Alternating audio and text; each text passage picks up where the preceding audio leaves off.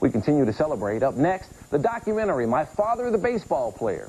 To baseball fans around the world, they are the greats of the game, but some people just call them dads. Enter the inner sanctum of a baseball family and get the unique perspective from the child of a baseball legend as they reflect on their famous fathers or grandfathers. Listen to Babe Ruth's granddaughter as she tells us how much personal pride her grandfather took in his pitching. And Roberto Clemente's son recounts his father's fight against social injustice. We thank you for spending your Father's Day with us here on ESPN Classic.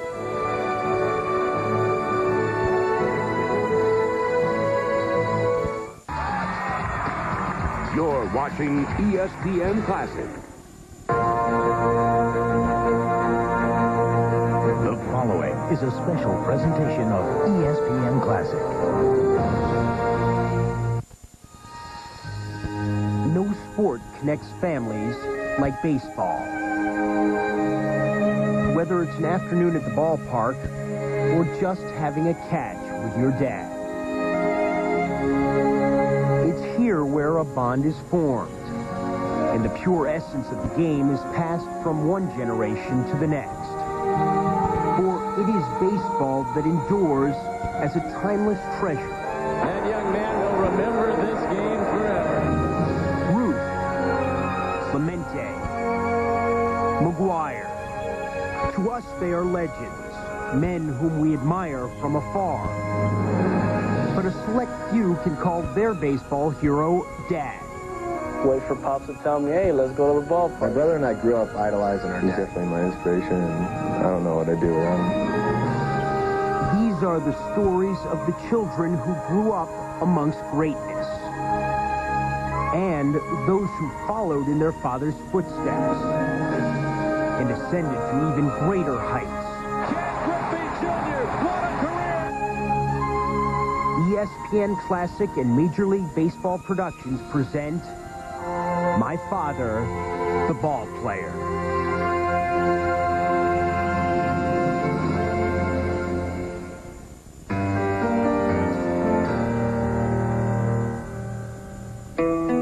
Given his amazing feats, you can already put the words Hall of Fame and Barry Bonds in the same sentence.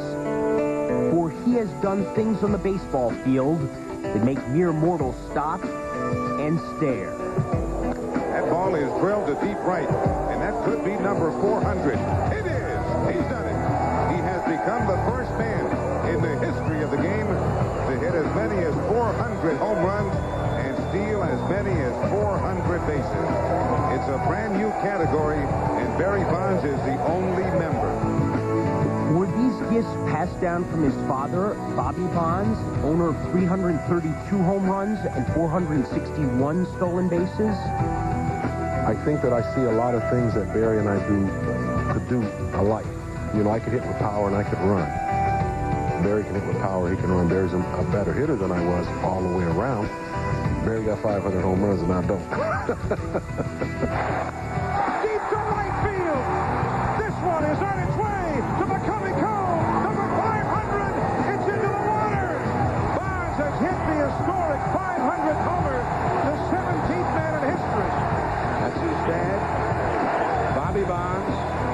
Barry passed me in a lot of things, not a lot of things, but virtually everything. He would say, well, I just took you out of the record books again. I just took you out of the record books again. And I said, you can never do that. Because now every time you think you did that, all you do is put down father and son. And you must remember, father comes before son, so I'm still first. Add to the talent pool Barry's godfather, Willie Mays, with 660 home runs to his credit. 2 mentors, 2 superstars. It's enough to make a young boy giddy with anticipation. Growing up as a kid, my only dream was to play with my dad and Willie. I told him, you know, I'm going to play in the same outfield. Willie said I'd be in my grave by the time you get to Major Leagues. Barry used to stay in my locker all the time, chewing gum, and would go in the outfield, and we'd play out there. I remember when he used to catch the ball and just flick it, then it used to go all the way back into the infield, and I could barely reach the infield as a kid, and Willie used to tease me. Come on, you can't make it in the Major Leagues if you can't throw the ball to second base. He inspired me and pushed me in a way that I wanted to succeed. I don't think any kid that I grew up didn't want to be Willie Mays. And Willie does see a little bit of himself in Barry. The similarity is all over. When I say all over, all around, I'll put it that way, because he does everything and does it with ease. So what I try and tell him, don't do what I do. Just do what you can do, and the way you do it, that's your style. Well, Barry's style has placed him in a most elite class. In all likelihood, he'll steal 500 bases to go with his 500 home runs. An unthinkable accomplishment.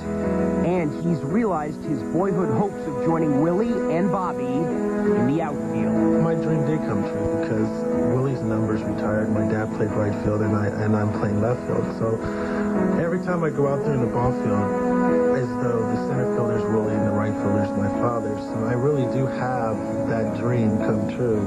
It's just a few years later. Coming up on My Father, the Ball Player, the great Roberto Clemente. But first, Jackie Robinson. The hardest part about being the daughter of a legend is other people's expectations. We now return to My Father, the Ball Player. Jackie Robinson is one of the most important figures in both baseball and American history. But back home, he was just Dad. It was like the 50s when I was growing up, and so the house kind of revolved around my father. So it was a big deal when my dad came home. As with any family, there were chores to be done, and Jackie was head groundskeeper. In my house, in the summertime, our front lawn was our baseball diamond. And so my father cut the grass, and my brothers and I pulled the weeds, and my mother managed the flowers. My dad did everyday kind of things with us, and yet he had a special role in our lives as well.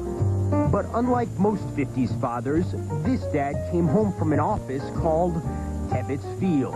My father's work was always like so much more exciting or interesting or important, it seemed to us. And we had our dinners at the dining room table, and he was the focal point. But Jackie was also the central figure of a cultural revolution. He was breaking barriers, and his family got in step behind him.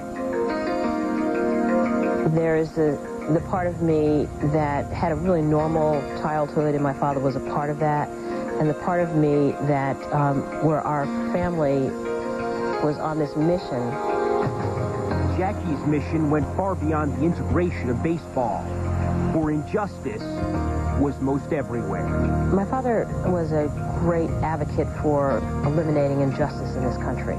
Jack, when Ricky brought you up, what was your chief ambition? To become a major league ball player, to become the first Negro to play in organized baseball? Well, I don't think either one of them was that. I think my main ambition was to break down that barrier, not so much for me to go to the major leagues. I just wanted somebody to go. I didn't care who it was. We just believe in having justice and equality, and so that was very much a part of our dinner table conversation. Though Jackie's role as a civil rights pioneer and as a ball player brought him fame, it infuriated others, and that inevitably hit home. My house was very, very difficult. My brother Jackie and I, who were the oldest, probably dealt with it the worst, in that we both tried to escape. The hardest part about being the daughter of a legend is other people's expectations. They kind of want to know, and what are you going to do? First Negro in the majors, Robinson also was the first voted into the Hall of Fame. He's my dad, and I loved him as a father, but I also admired him as a man and as an athlete. I was 6 when my father retired from baseball, so my most cherished memories in terms of my father being a baseball player come from other people. Jackie Robinson set his sights and sent a stretching home run into the left field stands to put Brooklyn ahead 9-8. My father went to work for Chocolate Nuts when he retired from baseball, and the ladies behind the counter just loved to tell me stories. And it was like, it was a huge deal for them to have gone to see my father play, and it was a huge deal for me to hear them give it back to me. But for Jackie, even in retirement, baseball was never far away. There are a couple of baseball memories I have from my father, one of which is huge anxiety in old-timers games. It's like, oh, God, what if he can't play anymore? My most favorite memory from our baseball is, actually was the last game, and last time my family was together, and it was at a baseball game in Cincinnati. It was my father's 25th anniversary, and baseball was paying tribute to him. Thank you very much, Commissioner, for this thrilling afternoon. I also want to say how pleased I am that my family can be here this afternoon. I had kind of a sense that it was like I may not have this opportunity again, and my brother and I just kind of asked him every single question we ever had about what it was like when he was playing baseball. My father was an incredible athlete, but what's more important is that he transcended his sport and was able to make such a contribution to the world, and that's a part of him that will live on. Coming up on My Father the Ballplayer, a son's warning to Roberto Clemente. Don't get on the plane is going to crash. You're not coming back. Welcome back to My Father the Ballplayer. Roberto Clemente was so amazing, one day he even amazed his son. For some reason that day, I really looked at him running. Roberto.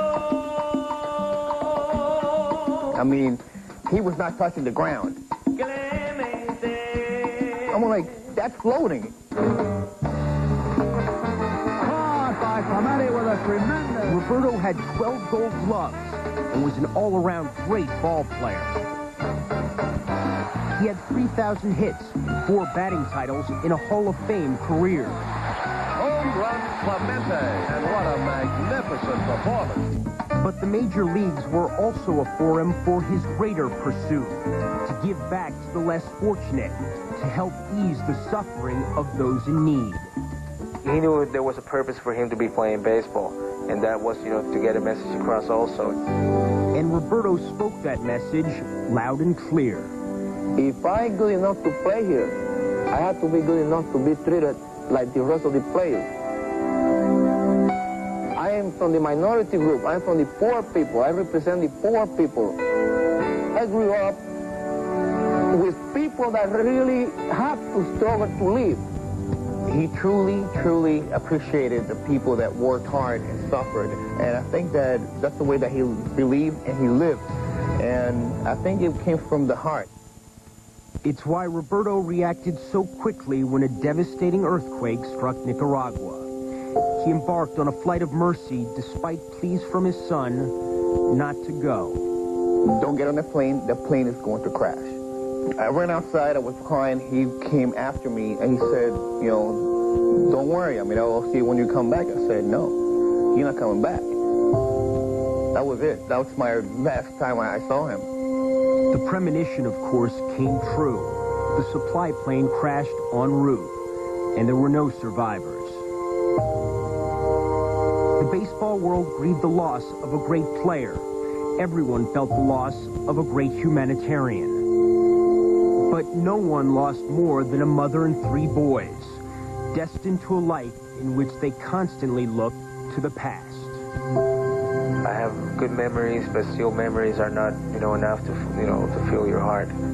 With every fan and everyone that comes up to us and tells me, well, I know you must be already tired about listening to all these stories. I said, not really. The reference is how I really got to know how he touched so many lives and so many people. My father was a great baseball player, a great humanitarian, but he was my father. It was my father that was not there growing up. I grew up talking about him and with his memory, but missing him because he was not physically there. And it is my privilege to present Roberto's last home uniform to his wife, Vera, and their 3 sons, Robertito, Luis, and Enrique. Vera, may God be with you always. Roberto would be happy to know that his endeavors did not die with him. His words and deeds gained new life, and their essence has been passed to the next generation. The best thing of being Roberto Clemente's son is something that you can really explain, that came with the genes. It's the beauty of really, from deep down inside, wanting to help people. That's the most prestigious thing that our father passed on to us.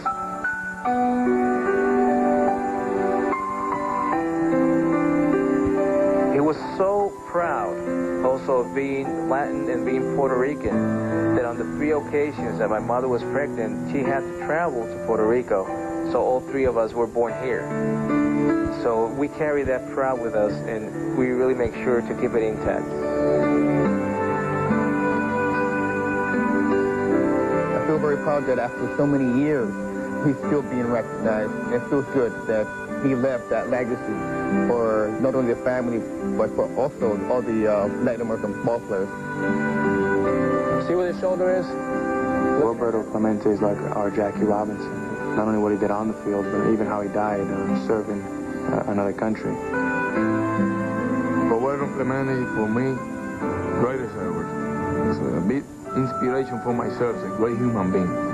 And never forget the people, and helping people outside the line. Great national hero for Puerto Rican people, and inside the line, one of the best.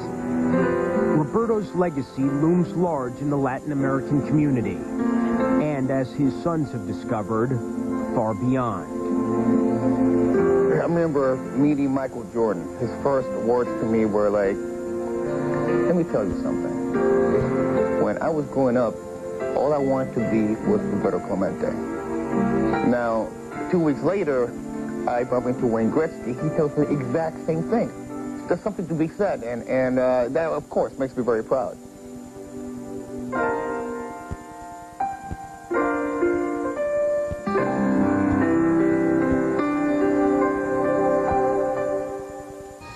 Coming up on My Father the Ballplayer, growing up with the Babe. But first, Major League families. He kept telling me every day, I'm going to be better than you. I said, it won't take you much. We now return to My Father the Ballplayer. Felipe Alou has long been considered one of baseball's best managers. But before he started coaching, he had another distinction. Like Clemente, Felipe was one of baseball's best hitters in the 1960s. So was brother Matty and brother Jesus. And in 1963, the trio made history. Seeing my brothers in the same outfield, I was very proud for that to happen. Something that never happened before, and to this day hasn't happened.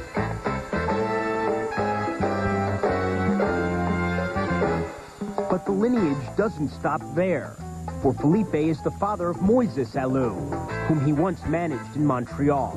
Most wonderful time for my life. I just didn't want to show any favoritism. But thank God my boy was good enough to that, well, he didn't need any special handling. And Moises is one of the game's best hitters.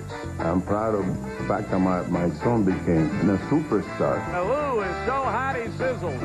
He had kept on to the family tradition, the Alou name.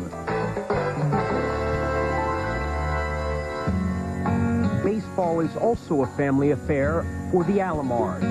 It all began with a versatile Sandy Sr., who watched his sons grow into the game. My kids always came with me into the ballparks, so they were always with the enthusiasm of, I just want to be a player, especially Robbie. I say, I want to be a ball player.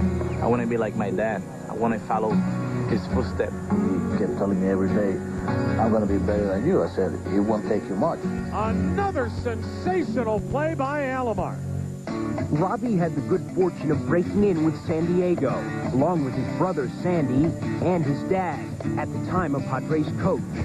Eventually, Sandy and Roberto went their separate ways, and a new emotion came into play. It was kind of like hard to play against each other. Through the years, we got accustomed to that. We had great battles. Sandy joined the White Sox in 2001, but once they were both in Cleveland, where childhood dreams became a big league reality. It's kind of exciting to have a relay trophy with brother and Clemente Maria, the home player. Out at the plate, Sandy Alomar with a great block. Robbie Alomar with a perfect throw. Brett Boone and David Bell comprise half of Seattle's infield, and their link to baseball's family tree has striking similarities. Before David came his father, Buddy Bell, and before him, Buddy's father, Gus. Gus was a power-hitting outfielder whose family was always there to support him. His personal rooting section, Mrs. Gus Bell and family. Fellas, down there in front, how do you like the idea of coming down to spring training? You like the idea? Yeah.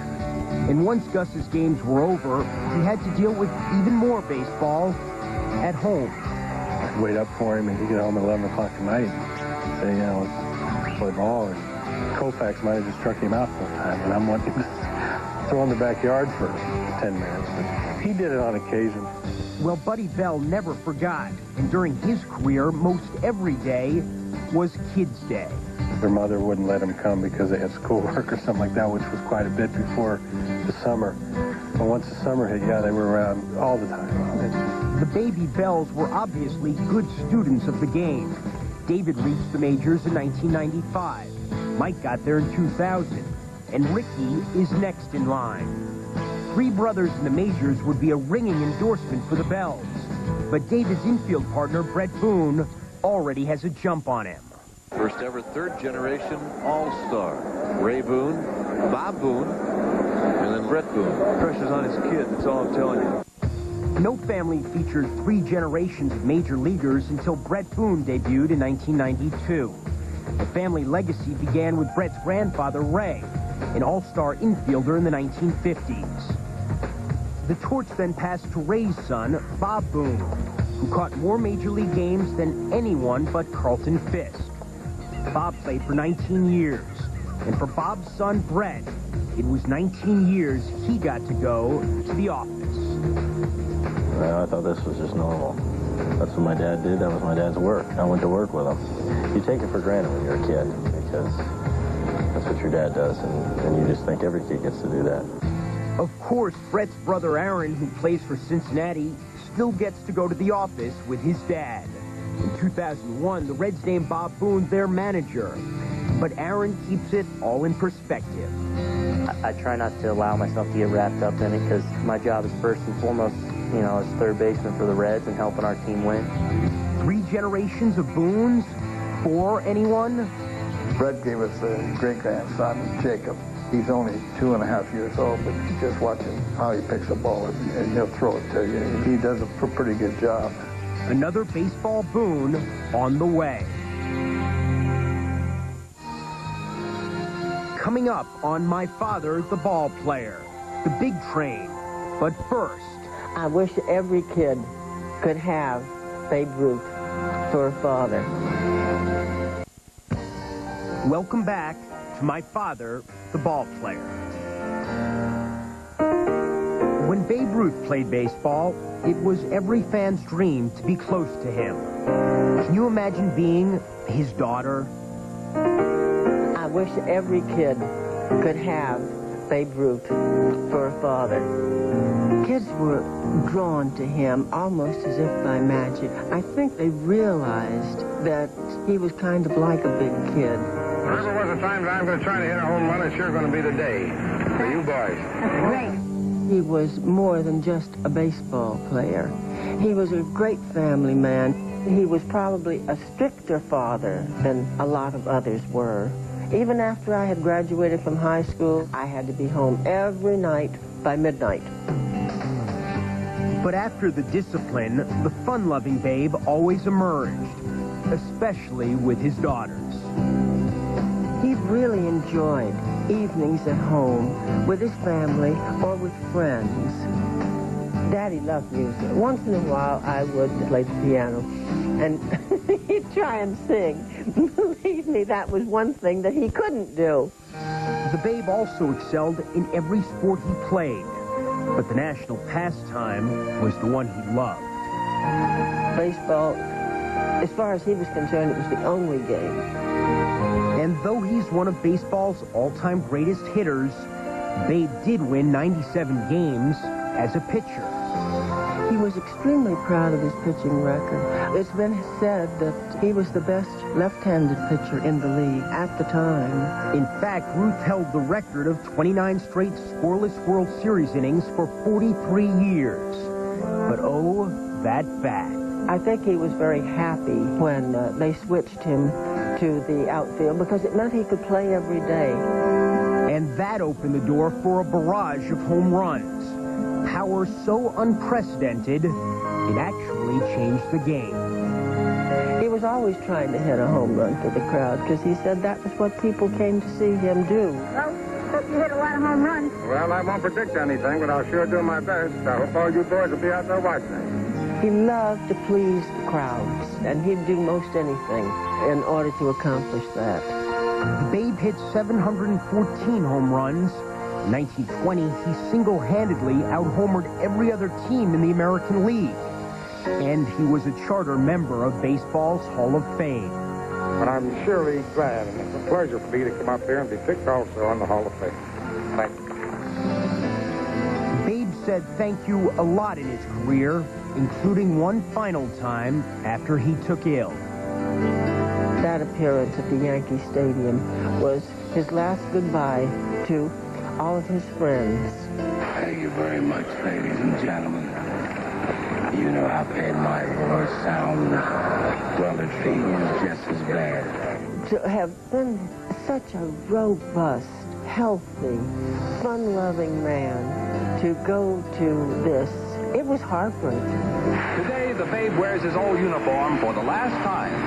His famous number 3 will never be worn by another Yankee player. Soon thereafter, the Babe passed away.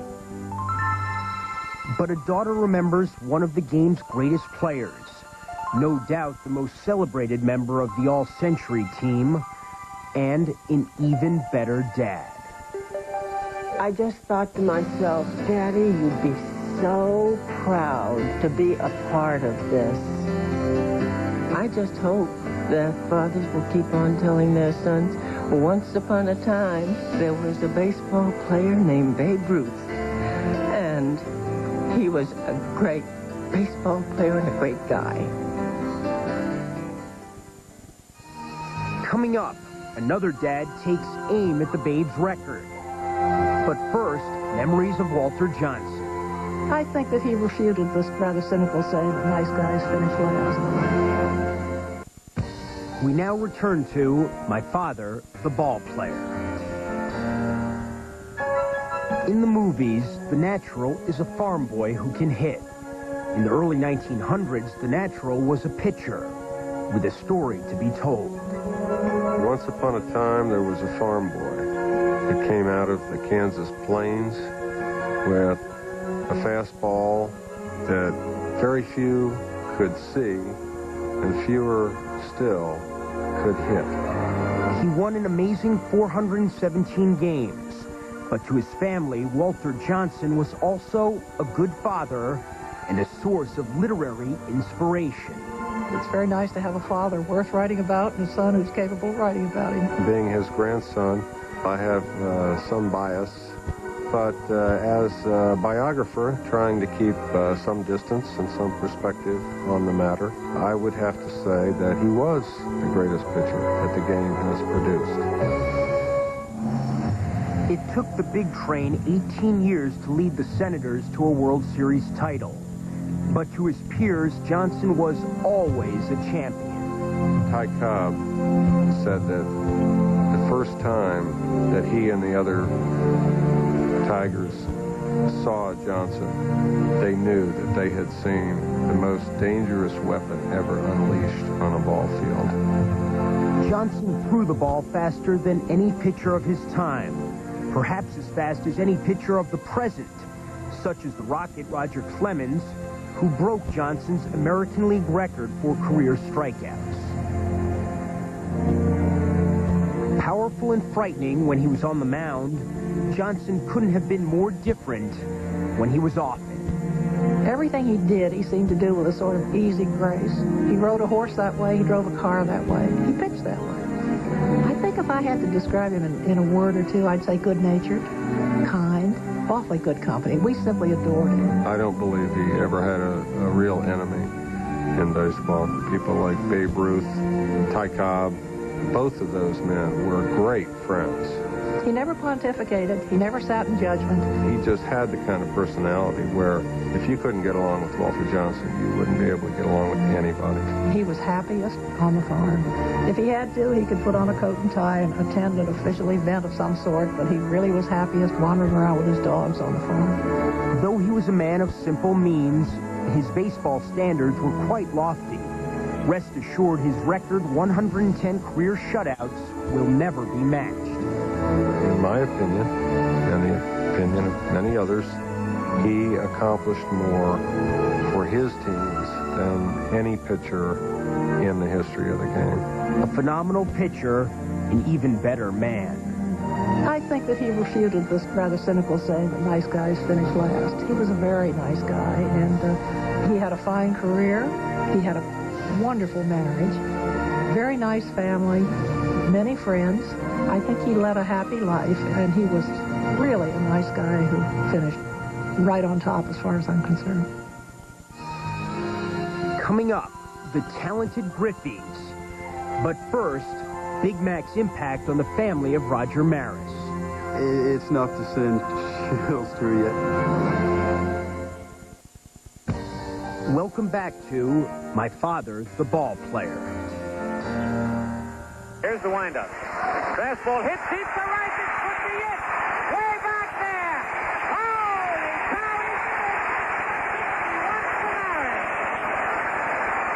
cow. In 1961, New York Yankees outfielder Roger Maris took aim at perhaps the most revered record in sports, Babe Ruth's seemingly insurmountable 60 home runs in a single season.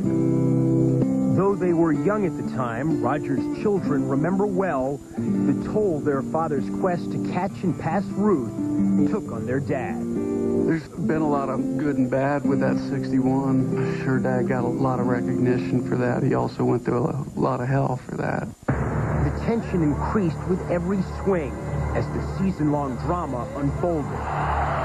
Number 55. When did the pressure start building up on you, Roger?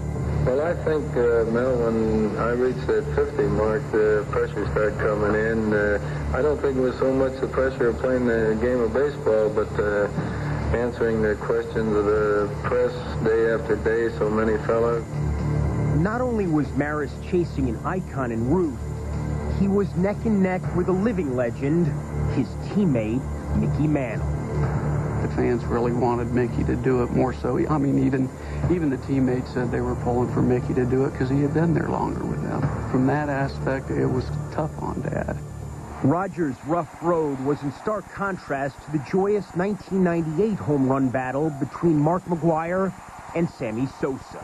It's a shame that Dad was not around to be able to enjoy McGwire chasing 61 home runs. He can finally appreciate what it would be like to have that type of press and in the backing that he never received. Have you ever seen a guy take a curtain call on the road? It might happen here. Sammy and Big Mac had the luxury of chasing a baseball record as opposed to a legend, and their playful banter made them both fan and media darlings. Every night I go home and I'm trying to watch Baseball Tonight, Sports Center, and trying to see what my wife do. Mac Mania is on the loose here at Busch Stadium in St. Louis.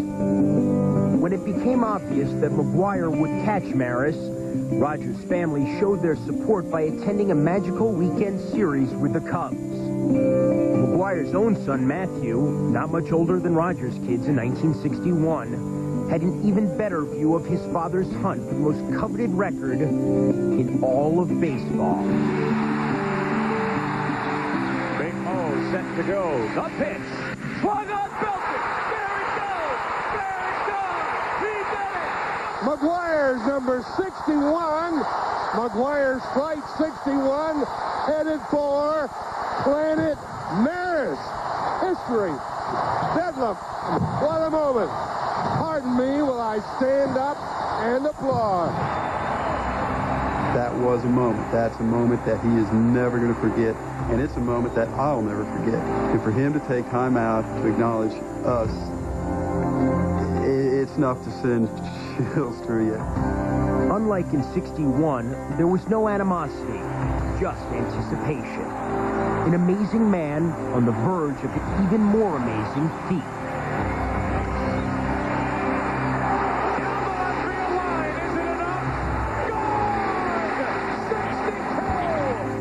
Remarkably, through Mark, Roger's children finally got to feel the thrill their father and his family never got the chance to.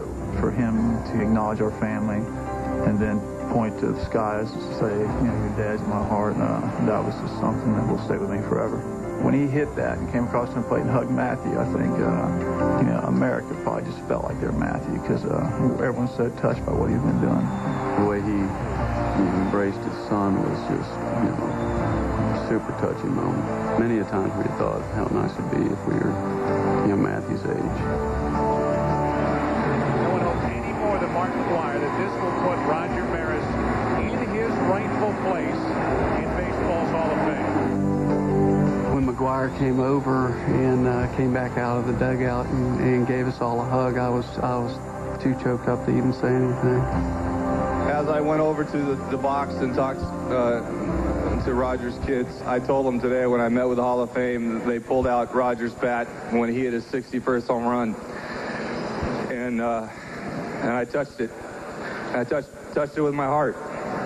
Now I can honestly say that my bat will lie next to his, and I'm damn proud of it.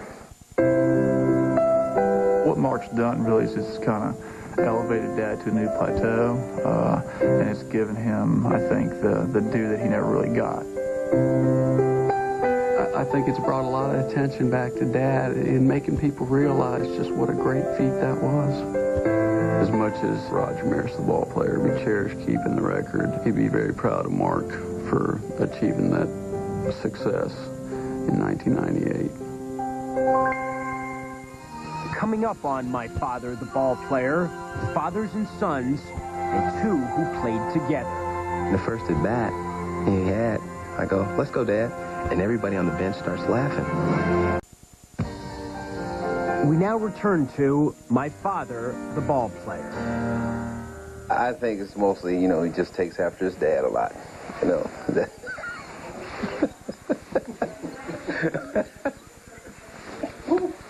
You want me to tell some more lies, huh? I didn't really expect to play baseball. I just did it because I just wanted to be like my dad. That's the biggest thing. He was the guy that I could go give a hug to or run around with. He'd go in the backyard, play catch. Swing and a high fly ball, nothing. My, oh my, it's that in your baseball history book. The Griffey legacy, which now finds them side by side in Cincinnati, began in Cincinnati. The right field, number 30, Ken Griffey. Ken Griffey Sr. was an essential component of the Big Red Machine in the 1970s. He endured for 19 years and set the bar quite high for his biggest fan. My dad has always said, if you're going to be in the big leagues for 10, 12, 15 years, you've got to play both sides.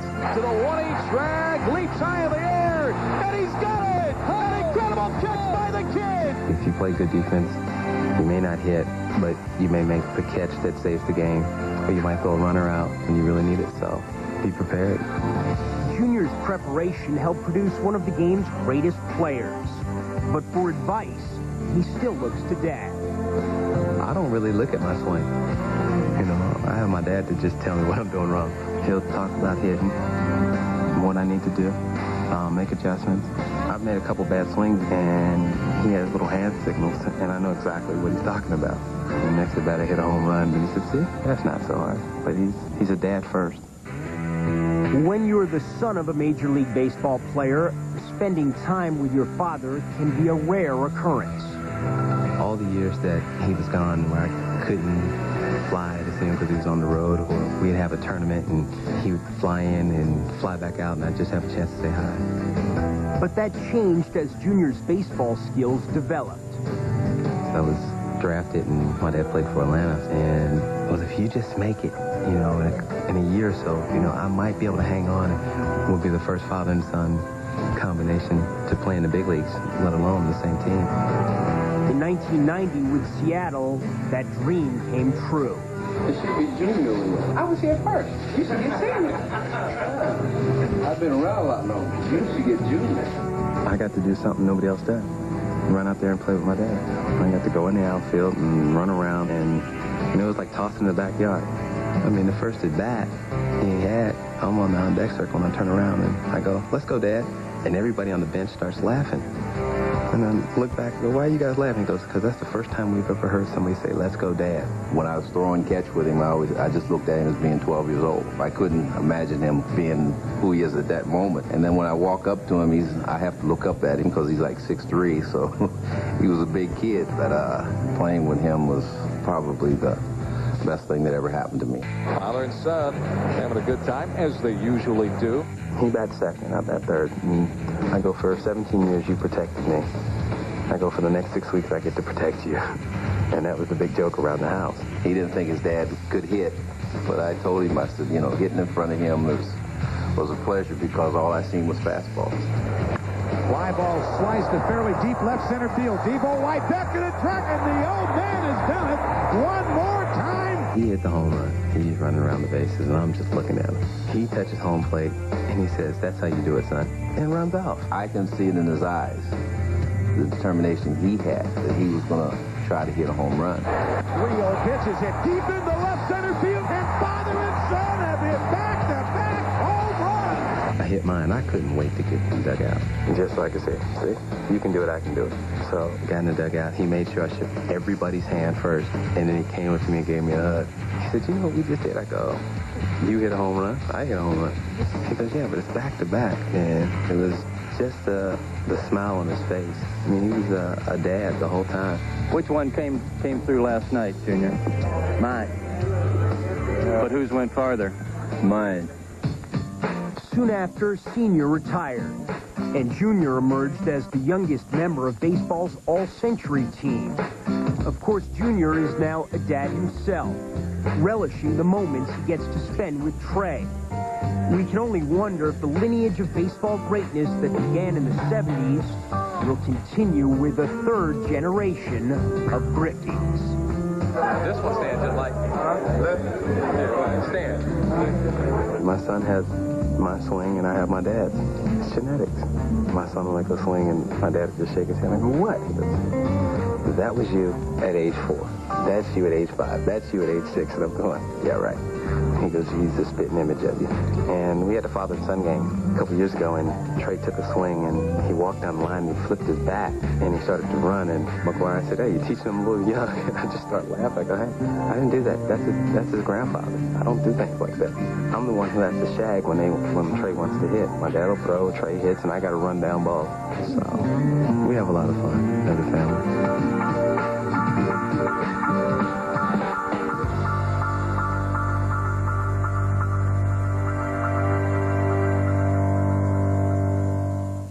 Next, on My Father, the Ballplayer. I always hear this, don't you ever get sick and tired of hearing your father's name in front of yours? Hell no. Now the conclusion of My Father, the Ballplayer. And so we salute the families of baseball and the men for whom the game has passed from one generation to the next. I always hear, don't you ever get sick and tired of hearing your father's name in front of yours? Hell no. I was very fortunate. Obviously, I was born with the ball in my hand because of him. That was the lifestyle he lived, and that's what I've always wanted to do. My dad used to always say, if it's worth doing, it's worth doing right. When you commit to a job, it's natural to assume you're going to give everything you can to the job, and you see it to the end. But beyond the Ripkins, the Bonds, and the Griffeys, there are more than 150 Major League players who were inspired by their fathers to follow in their footsteps to the majors. Go to the ball game, me and my two brothers, and we wore uniforms every day to the game. We didn't know we weren't part of the team, so. And I remember my dad took me down to the day game, and I loved Frank Howard, the size of him. I was in awe of the guy, and I met him. And Frank gave me a Washington Senators hat, and my dad got in the game that day, and Frank came up, and I was cheering for Frank. Hit a bomb off my dad. I remember I got up and was cheering. And it didn't go real well with my mom and dad, but it was kind of a funny moment. Dad was going to pitch against the Oakland A's. He was going to face Vita Blue that night. And it was at a time where Vita Blue was having monster years.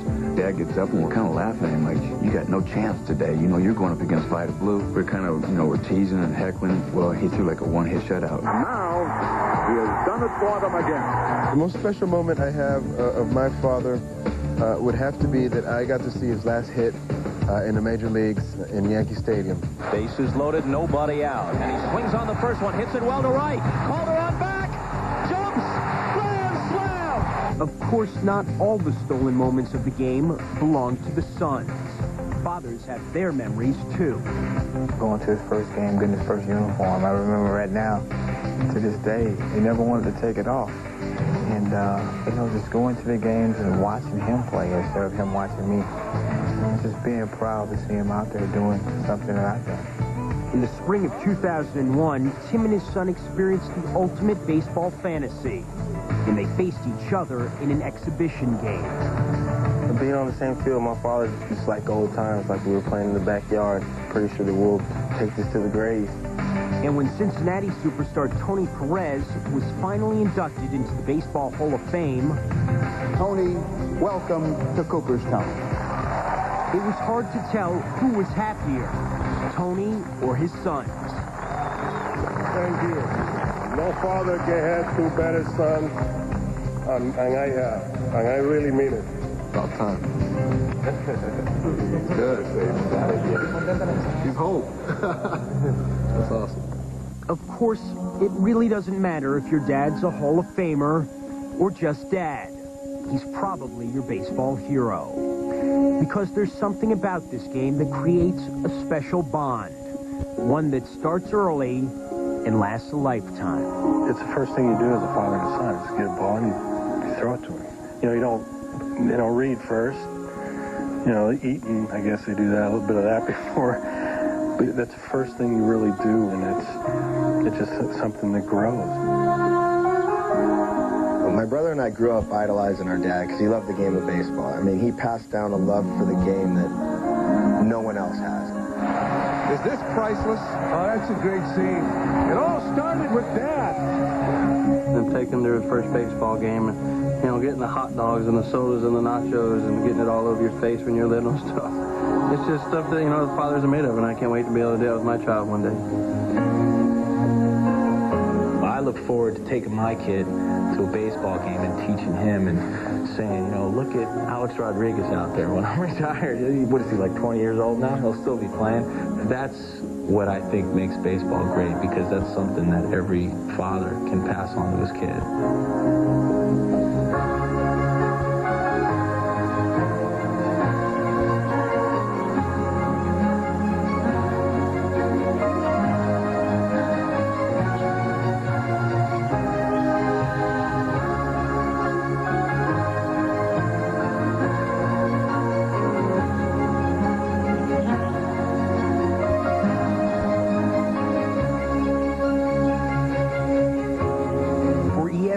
Classic, I'm Jeremy Schaap.